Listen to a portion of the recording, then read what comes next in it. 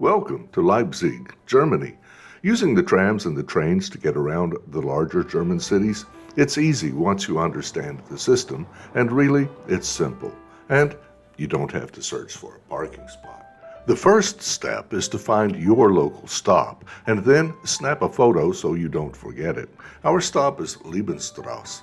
The sign tells you which trams service this stop. For example, Tram 7 to Bolitz and Tram 15 to Militz.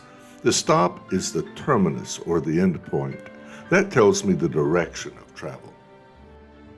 I can see from the map that both Miltitz and Bolitz are in the wrong direction. I need number 15 towards Muesdorf. That's the other platform. Now, just to get a ticket. The best option for the tourist is the Leipzig card.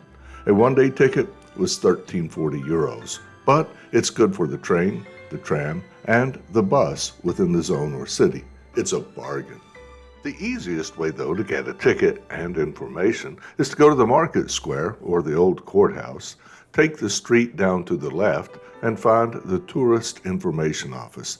These guys are really friendly and helpful.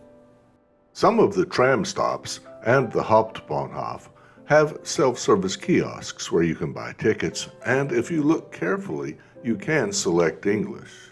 Find the button marked Leisure and Other, then select Leipzig card, and you're set. Well, almost anyway. You have to activate the card or validate it once you board the tram or the bus. The tram has a small machine which will stamp the start time, and don't get caught riding without a ticket. The fine is €60, and not only is it embarrassing, it's just not worth it. That's it. Now you can ride around all day and sightsee anywhere in the city without any hassle.